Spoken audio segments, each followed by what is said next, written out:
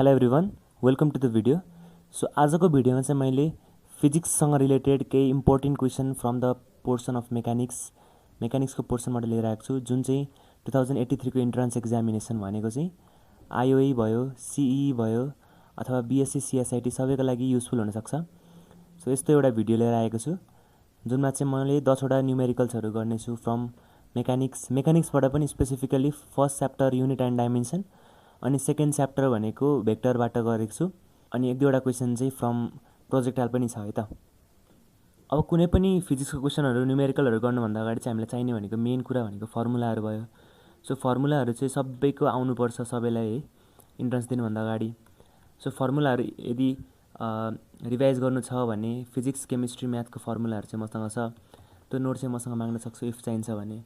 अर्को भिडियोमा फर्मुलावाला भिडियो बनाइदिउँला जसमा डिफ्रेन्ट फर्मुलाहरू मैले एक्सप्लेन गर्छु अनि मेरो नोट्सहरू पनि प्रोभाइड गरिदिन्छु है त।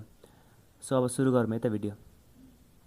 क्वेसन नम्बर 1 मा के छ, a particle is projected with a speed of भनेको स्पिड दिएको छ u at an angle of theta दिएको छ विथ द होरिजेन्टलसँग एङ्गल दिएको छ है, होरिजेन्टलसँग एङ्गल दिएको छ।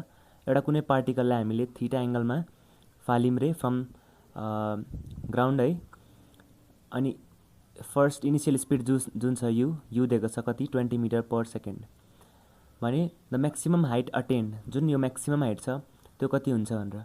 अगेन यो त सिम्पली फर्मुलामै बेस्ड छ है। सो फर्मुला के हुन्छ त म्याक्सिमम हाइटको भन्दाखेरि you square sign square theta by 2g हुन्छ है।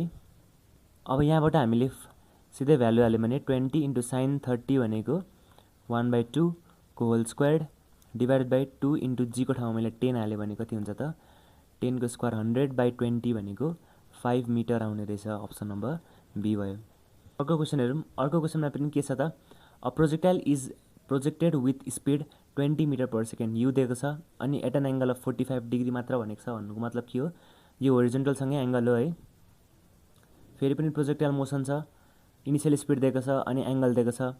द होरिजेन्टल रेन्ज इज भनेको कति टाढा यहाँबाट यो प्रोजेक्टाइल गएर कति टाढा बस्छ त त्यो निकाल्नु छ। यसलाई हामी के भन्छौँ, क्यापिटल आर भन्छौँ। अनि रेन्जको फर्मुला के हुन्छ त u square sine 2 theta by g मात्र हुन्छ है। अब सम्झिन पनि सजिलै छ, होरिजेन्टल रेन्ज भनेकोले तल भयो। इफ म्याक्सिमम हाइट सोधेको भए चाहिँ के हुन्थ्यो त हाइटमै राख्थ्यौँ हामीले 2 लाई है भनेको स्क्वायरमा राख्थ्यौँ। सिमिलरली यहाँ तल रेन्जमा चाहिँ के हुने रहेछ त साइन 2 तल बस्ने रहेछ है, साइन 2 थीटा यता उता साइन स्क्वायर थीटा अनि 2 तल छ भने तलबाट 2 हटाइदिने है त, यो भयो फर्मुला।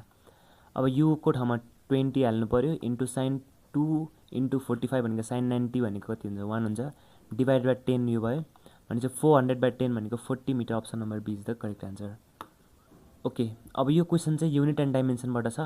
यसमा चाहिँ के छ त भन्दाखेरि 1/√अफ म्यु नट एप्साइलन नट जुन छ यसको डाइमेन्सन कति हुन्छ, डाइमेन्सन केसँग सेम हुन्छ भनेर भनेको छ।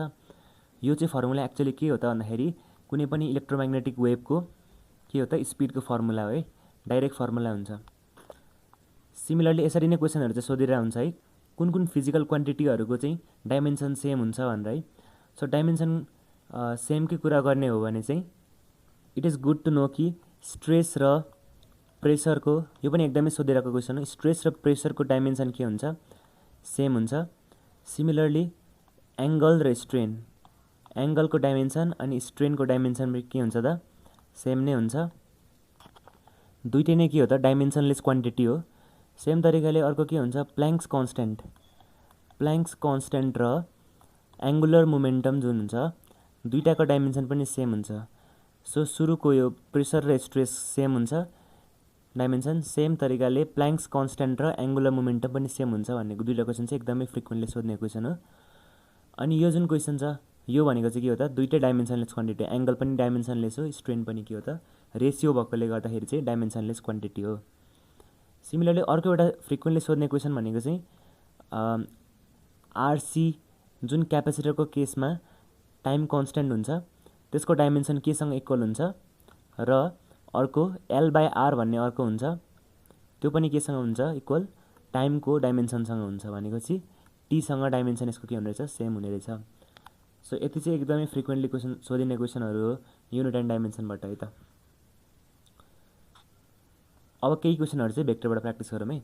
If p vector equal to q vector भन्नुको मतलब के हो त, p को र q को डिरेक्सन दुवै सेम छ, सेम डिरेक्सनमा छ p र q दुवै, अनि दुवैको म्याग्निट्युड पनि के हुन्छ त, सेम हुन्छ। अब क्वेसनले के सोधेको छ त, which of the following is not correct भने पछाडि दुईटाको म्याग्निट्युड त सेम हुने रहेछ भन्नुको मतलब अप्सन नम्बर बी त हुने नै भएन। अप्सन नम्बर ए पनि के हो त, इफ दुईटा भेक्टर इक्वल छ भने दुईटाको युनिट भेक्टर भनेको के हो त, p को युनिट भेक्टर भनेको त p बाई यसकै मोडुलस हो।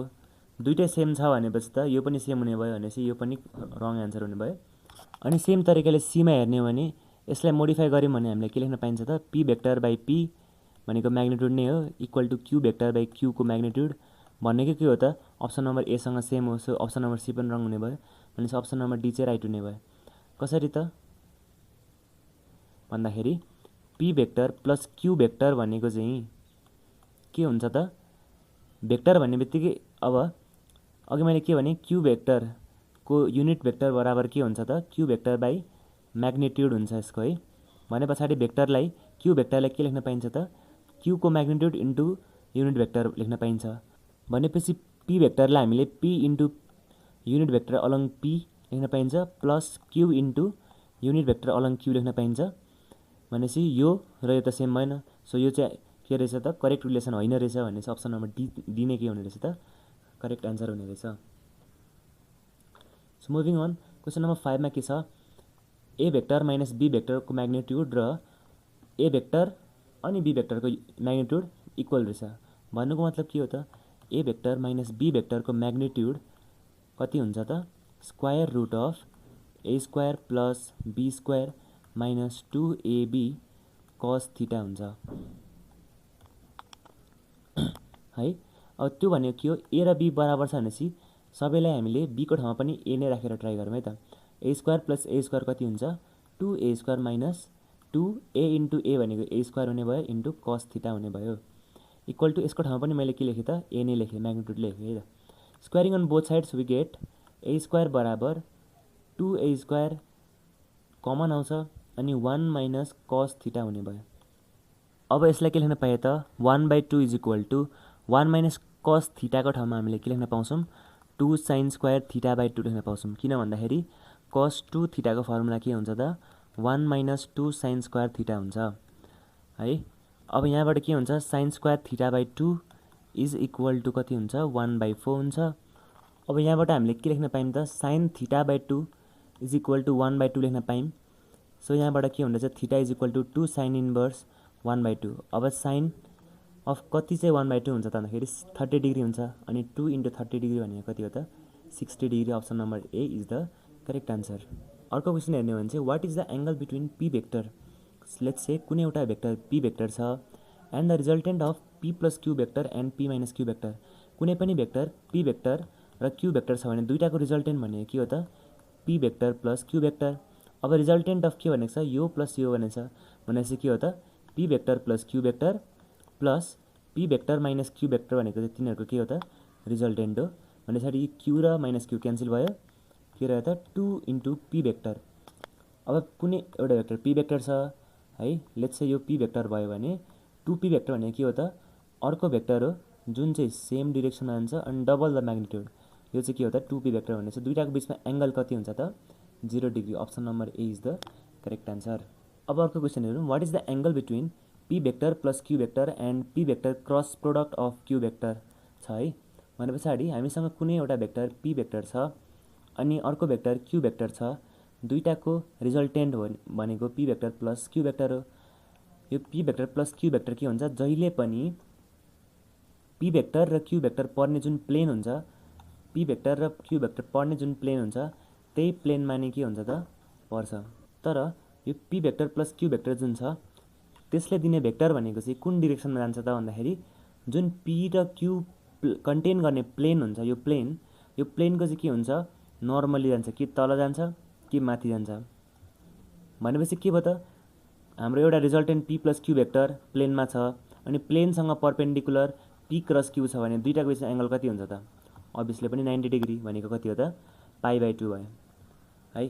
अब यदि क्वेसनमा angle between P vector plus cross product of Q vector छ र Q vector cross product of p vector सोध्यो भने चाहिँ के हुन्छ त भन्दाखेरि यो जुन प्लेन छ प्लेनमा क्यू भेक्टर पनि छ पी भेक्टर पनि छ भने अब पी क्रस क्यू भनेको यो डिरेक्सनमा जानु पर्यो है भनेपछि पी क्रस क्यू कता जान्छ माथिपट्टि जान्छ है अनि क्यू क्रस पी भने के हो त यो डिरेक्सनमा जानु पर्यो अनि कतापट्टि जान्छ त तलपट्टि जान्छ भन्नुको मतलब दुईटाको बिचमा एंगल कति हुन्छ 180 डिग्री अर पाई रेडियन हुन्छ है त अब the value of a vector plus b vector a vector minus b vector दुईटाको प्रोडक्ट गर्दाखेरि के हुन्छ त भन्दाखेरि a vector dot product of a vector है अब ए र बी गर्नु पर्यो minus a vector dot product of b vector plus b vector dot product of a vector minus b vector dot product of b vector अब a dot a भनेको के हो त ए स्क्वायर हो minus a vector dot product of b vector लेख्न पाइन्छ है plus अब डट प्रोडक्टमा के हुन्छ डट प्रोडक्ट चाहिँ कम्युटेटिभ हुन्छ भन्नुको मतलब के हो a vector dot product of b vector लेख्न पाइन्छ माइनस यो कति हुन्छ बी स्क्वायर यो र के हुने भयो क्यान्सल हुने भयो भने पछाडि कति बाँकी रहन्छ a square minus b square option number b चाहिँ के रहेछ करेक्ट रहेछ तर यो डट प्रोडक्ट सोधेको बेलामा हो तर दुईटाको बिचमा हामीलाई यदि क्वेसनले क्रस प्रोडक्ट सोध्यो भने अब के गर्ने त है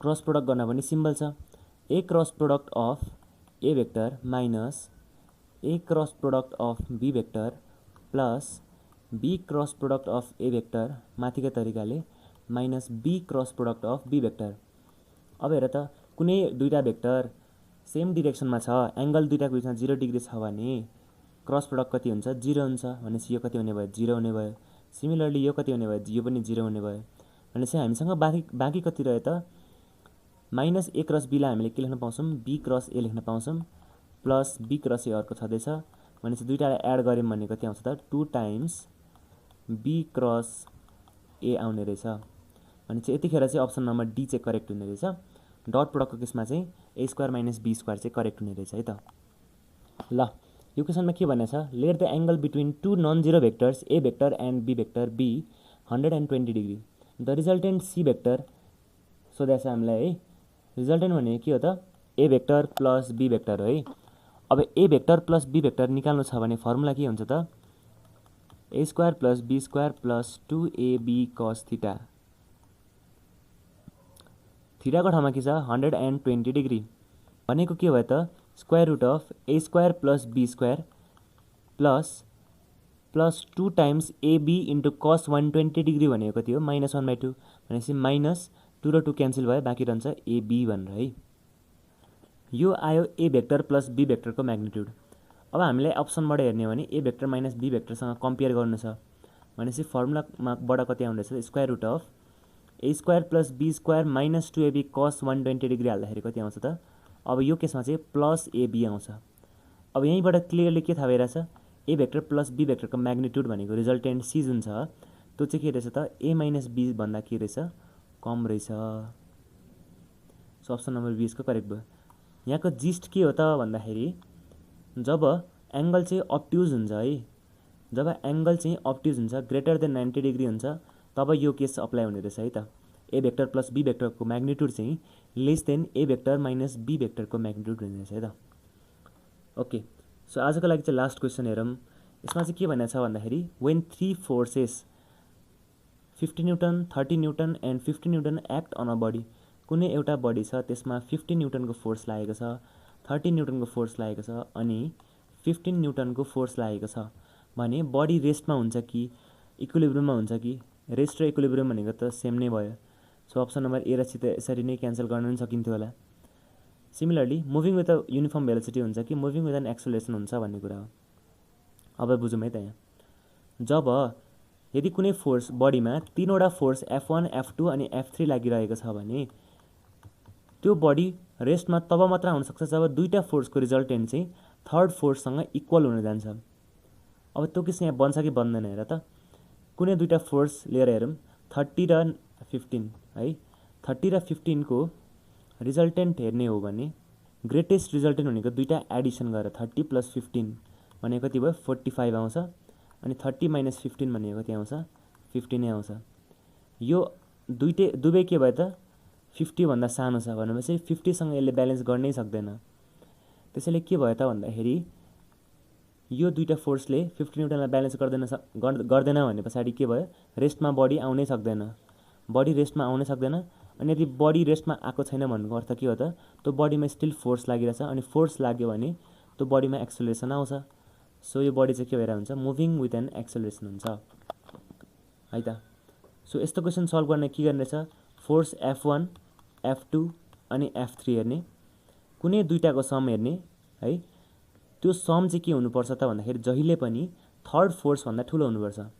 जस्तै फर इक्जाम्पल हामीसँग तीनटा फोर्स 40 30 अनि 15 तीनवटा छ भने अब हेर है 40 + 30 भनेको 70 हो which is greater than 15। Similarly 30 + 15 भनेको कति हो 45 हो विच इज ग्रेटर देन 40।